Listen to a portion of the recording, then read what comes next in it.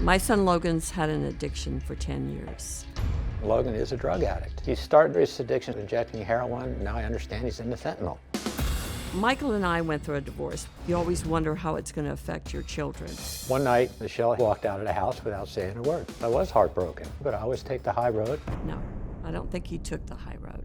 He was telling my youngest son, Mom was leaving us. Logan decided to move with his dad. Once he joined me, he quickly fell in with a crowd at his high school that was completely undesirable. At age 15, we discovered needle marks in his arm. I assumed everything was going well, and then I got a disturbing call. Logan had a seizure. That was the beginning of his serious drug use. In the last 14 years, Logan has gone in and out of our lives due to his addiction. We've gone as long as 26 months without hearing from him. I haven't seen or spoken to my son in approximately 3 years. One time, I saw a post online that said, Logan, rest in peace. You can't imagine that pain.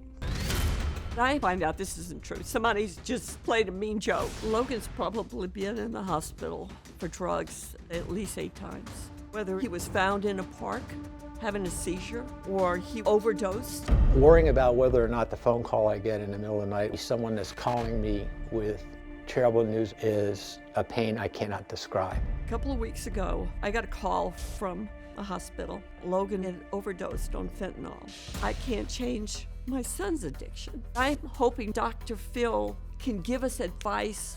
Why is he doing this? Why isn't family enough for him?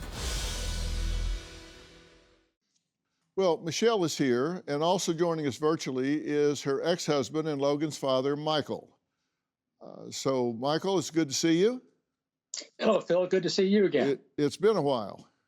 It has. Michelle, we just saw in the tape piece that you saw a post on the internet that said, "Rest in peace, Logan." Did you ever find out the nature of that? Was Actually, it it was someone that he went through recovery with.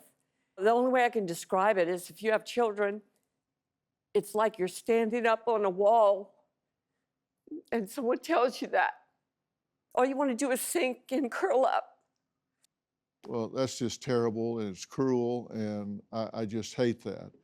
How many times has he overdosed?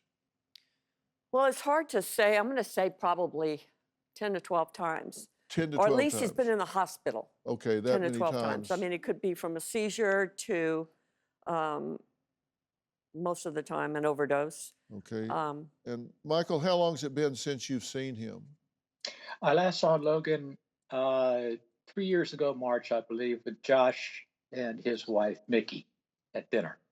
And Michelle, how long has it been since you've seen him? 26 months. 26 months.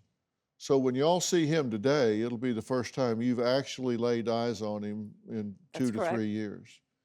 Okay. Yep. Does he reach out to you, Michelle?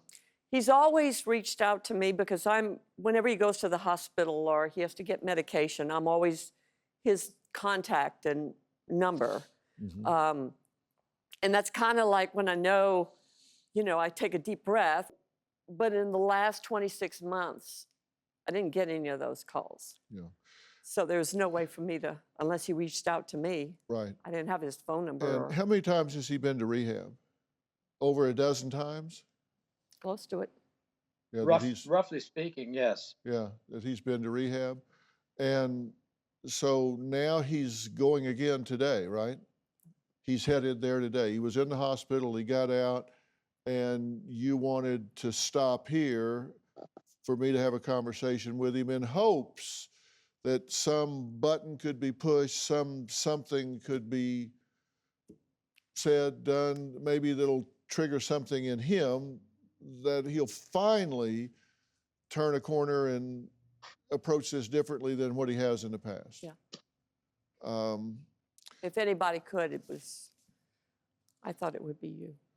Do you have a story or a question for me? Click the link in the description and tell me what in the world is going on.